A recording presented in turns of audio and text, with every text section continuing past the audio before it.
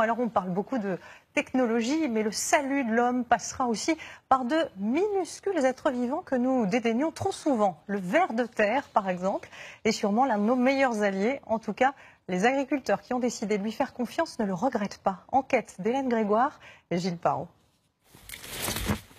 Ce sont les infatigables ouvriers de cet agriculteur. Un coup de bêche. Et là, on en voit un,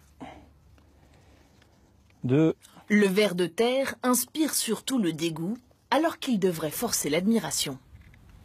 Ils travaillent beaucoup à ma place. En fait, c'est eux qui font le travail de la terre. Ils la fertilisent, ils l'aèrent, ils l'enrichissent. Le lombric remue, creuse, retourne la terre inlassablement. Et pas qu'un peu. Chacune de ces petites bêtes déplace 60 fois son poids, comme si un humain retournait 4 tonnes par jour.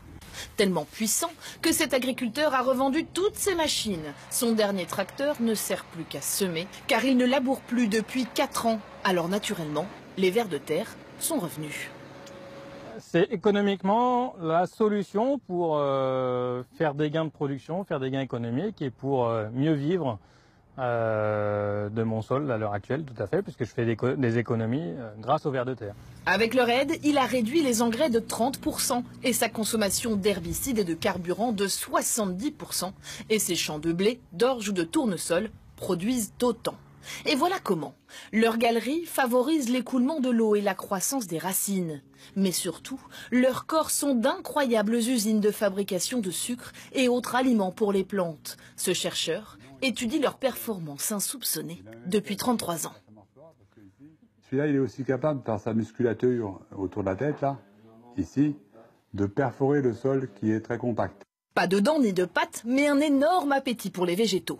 Ça n'a que un tube, où on a un tube digestif à l'intérieur, on a une petite demi-douzaine de cœurs, on a quasiment une demi-douzaine de cerveaux, donc c'est des tout petits cerveaux, et tout ça, ça fait fonctionner une pompe à matière organique, qui va ingérer de la feuille morte et qui va la déposer ailleurs dans le sol. L'Irlande estime même que les services rendus par les lombrics font faire 1 milliard d'euros d'économie au pays. Ce viticulteur a lui décidé d'en faire un élevage dans cet immense bac.